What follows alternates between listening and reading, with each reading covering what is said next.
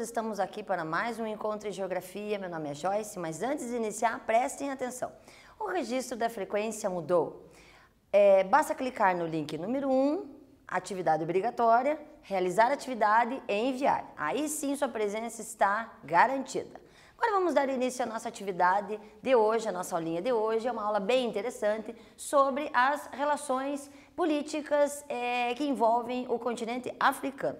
Quais são os objetivos da aula de hoje? Então nós temos os objetivos observar como se resultou a atual conjuntura política do continente africano, isso resgatando alguns aspectos históricos.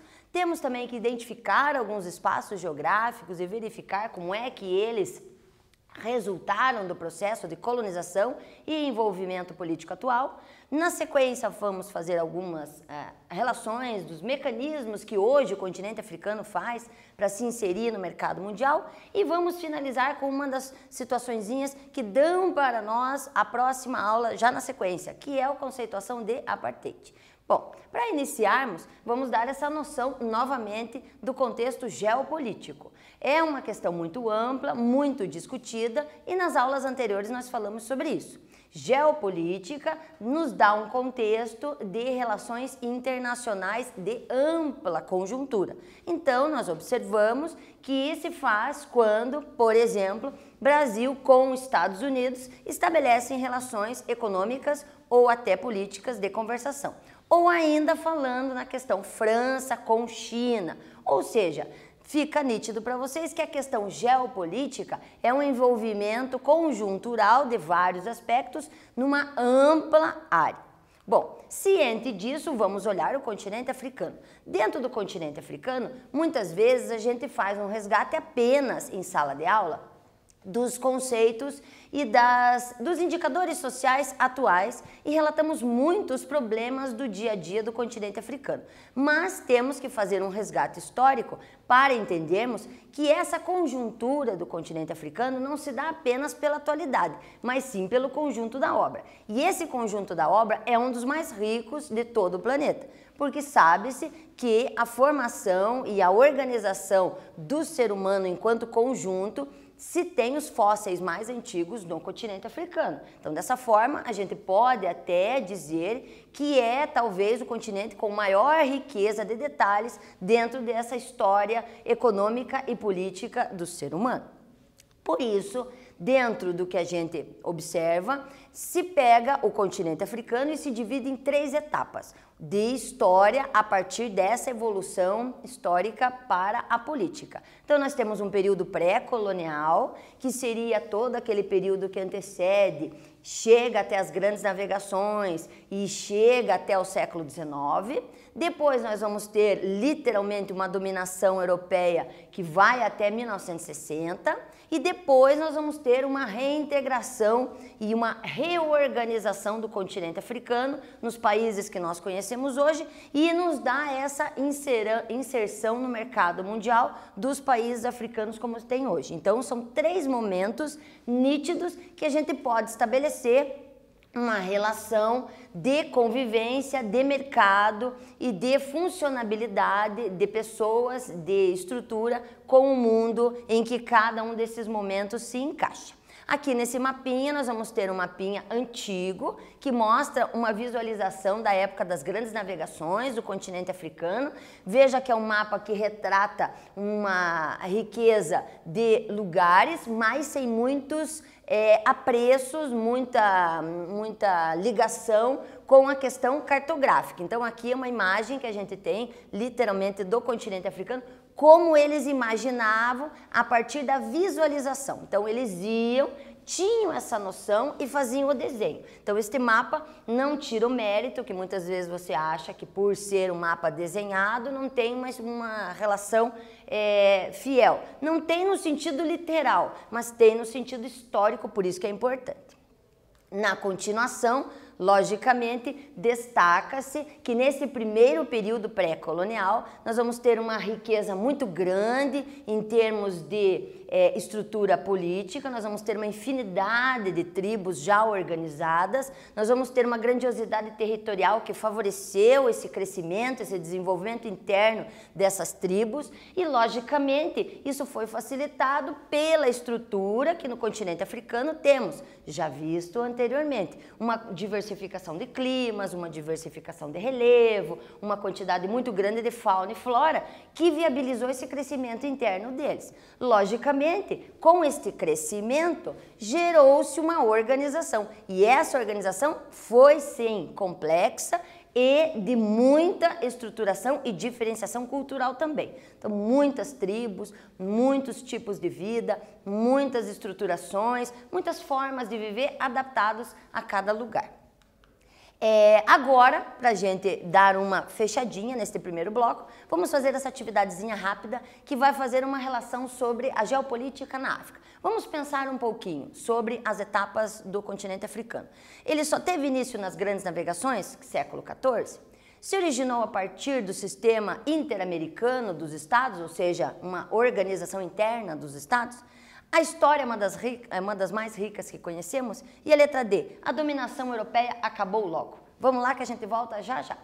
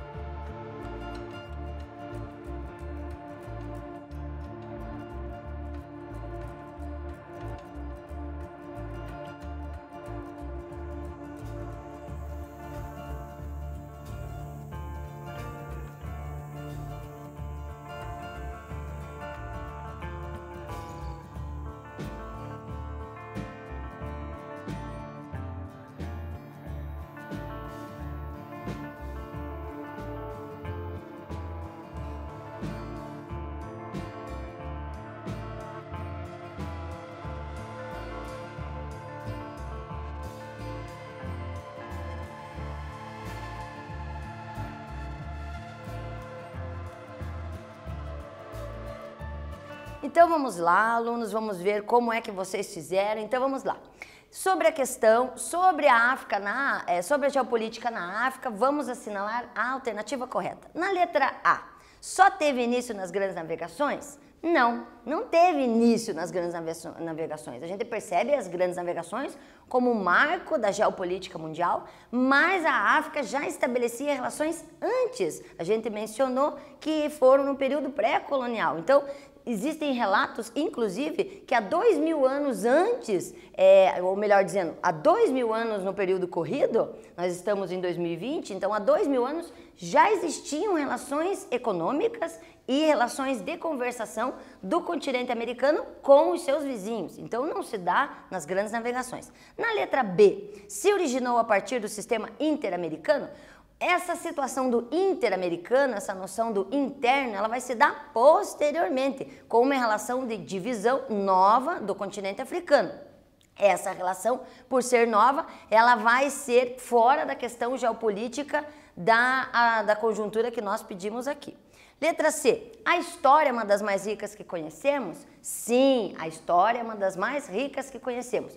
Pela quantidade de tempo, pela riqueza de detalhes que o continente possui, sem falar na riqueza da estruturação de recursos que já mencionamos em outras aulas. E na letra D, a dominação europeia terminou logo? Claro que não, ela não acabou logo. Ela explorou muito essa riqueza africana e deixou um rastro atrás de si não muito agradável, como nós vamos ver na sequência. Na continuação, vamos ver umas características gerais que dão ao continente africano essa riqueza falada. É uma região com grande diálogo cultural, então nós vamos ter N tipos de costumes, tradições, vocabulários, dialetos, e isso faz, logicamente, um crescimento muito potencial. Também, logicamente, dentro dessa estrutura de muita conversação e muitas diferenças, claro que nós vamos ter alianças, tensões, conflitos, vamos ter lugares mais dominantes, outros mais submissos, nós vamos ter características, o que são naturalmente visíveis dentro de grupamentos humanos. Então, isso é uma situação que a gente percebe e até coloquei esta imagem, também é um mapa estilizado do continente africano, onde literalmente você percebe algumas pessoas e essas pessoas elas estão simbolizando países, vejam aqui a França, a Espanha, Portugal, Itália, a Alemanha, a Grã-Bretanha, a Holanda e a Bélgica, tentando pegar um pedacinho do continente africano. Dentro desse contexto, é para a gente entender que todo mundo ficou de olho nessa riqueza, tanto humana quanto natural, do continente africano. Então, para fechar esse momento, a gente pode colocar que, dentro desse ponto de vista de tantas diferenças, também se colocam as situações de adversidade, porque muitas vezes, dentro do que é falado no dia a dia do continente africano, a gente lembra muito das adversidades. Da floresta do Congo, muito fechada, ou do deserto do Saara, muito extenso, ou então do Kalahari, ou o Rift Valley também, podem ser colocados como, não empecilhos, mas dificuldades. Mas isso não tirou o mérito de uma grande organização interna e fez com que surgissem mais de 1000 línguas na região do continente africano. Por isso, é sim um dos continentes mais ricos que a gente pode observar. Olha este mapa, neste mapa nós temos uma quantidade de línguas dimensionadas. Cada corzinha dessa é um idioma estruturado dentro do continente africano. Aí você percebe uma das principais razões que faz com que haja conflitos dentro do continente africano. Porque nós já conceituamos nação e vimos que nação se dá ao processo coletivo, ao conjunto de pessoas. Se eu tenho um coletivo, um conjunto de pessoas que falam o mesmo idioma, que tem uma noção de conjunto, um passado histórico, ele vai lutar por aquele lugar, ele vai ter aquele como casa. E aí você percebe esta diversificação ampla e vê que isso não se encaixa nas fronteiras dos países atuais. É aí que se dá o primeiro mecanismo de conflito dentro do território africano, que cada um quer defender o seu dentro do seu espaço. E isso faz, logicamente, que haja mais uma situação a entrar nesta problemática, que é a inserção do europeu. O europeu começa a olhar, começa a querer comercializar com a África, como já falamos anteriormente, fixamos aqui, já há mais de 2000 anos, estamos em 2020, Já existem relatos, logicamente, pela fragilidade dos mecanismos históricos, de possíveis convivências literais. Uma das mais previsíveis, logicamente, é entre o sul da Europa e o norte da África. Aqui nós vamos ter a região do Marrocos e aqui eu vou ter Portugal e Espanha.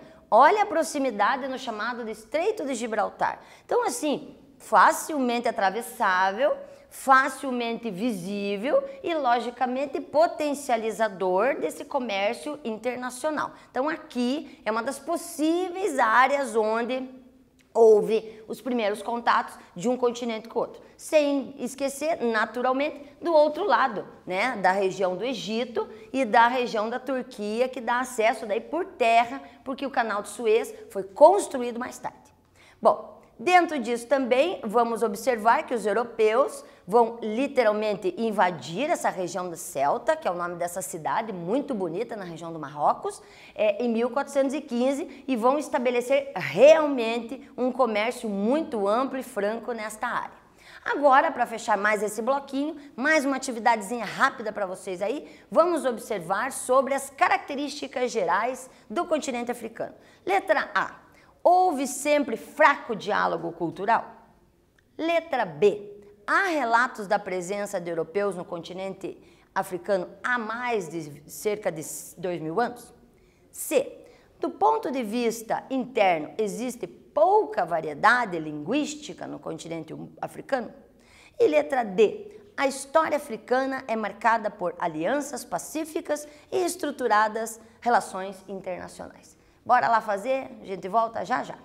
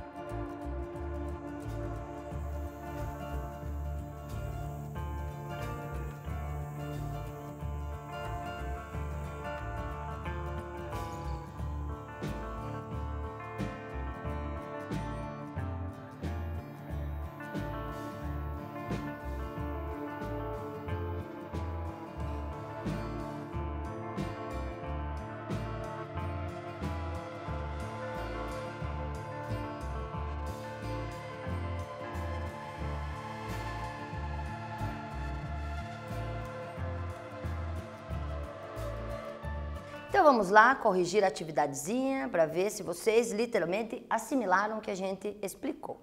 Então nós vamos ver que a atividade correta, letra B. Por que não é a letra A? Porque dentro do que foi explicado, o continente africano tem uma riquíssima diversidade cultural e por ser uma diversidade cultural riquíssima, obviamente um amplo diálogo, um grande diálogo cultural também. Na letra C, do ponto de vista interno existe pouca variedade linguística, a gente viu esse mapinha aqui, olha esse mapinha que coisa mais linda, né? Olha aqui, ó, este mapinha mostra a grande riqueza linguística. Então, aqui não tem como a gente dizer que tem pouca riqueza linguística. Letra D. A história africana é marcada por alianças pacíficas, estruturadas relações internacionais? Até tem, mas a gente não pode falar isso como totalidade. A gente deve estabelecer que existiram alianças pacíficas, ok? Mas também existiram alianças conturbadas, invasões, guerras. Então essa situação de que marcada por alianças pacíficas, principalmente na antiguidade, não se encaixa. Então a resposta ela tem que ser ampla para o que se pede no quesito no comando. Na continuação, o período pré-colonial, então destacando a riqueza desse período que a gente pouco estuda no nosso dia a dia, nós tínhamos já muitos grupamentos autônomos, vivendo de maneira já muito de observação e de sustentabilidade dentro da sua região. Nós também tínhamos uma organização econômica, política e social, a lei de cultural, obviamente, muito bem estruturada, e isso já se percebia antes da chegada dos europeus. Então essa diversificação já existia. E acredita-se, logicamente, por essa relação não ter sido pacífica, na continuação, que deve ter existido mais de 1000 grupamentos dentro do continente africano, com suas diversidades e suas organizações internas, principalmente de aproveitamento da região e de solo. Dentro desse contexto, aqueles povos que nós estudamos anteriormente como sendo nômades e sedentários. Nós falamos dos tuaregues na região do nomadismo. Os sedentários daí seria uma terminologia que se usa para estabelecer o homem fixo. Então, o homem que cultiva, o homem que constrói. Então, existiam esses dois tipos de grupos dentro do continente africano, literalmente.